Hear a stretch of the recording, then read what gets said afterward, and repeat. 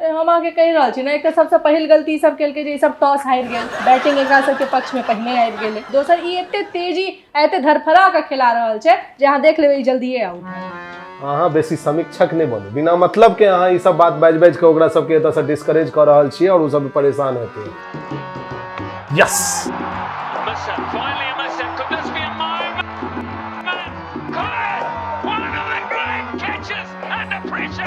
खा गेलियै रोहित शर्मा के के कहने रहे समीक्षक बने ले जो बेसी तेजी से खेल रहल छै त एना कर रहल छै त ओना कर रहल छै। की चाहि रहल छी अहाँ सब? फिर नहीं विश्व विजेता बने इंडिया?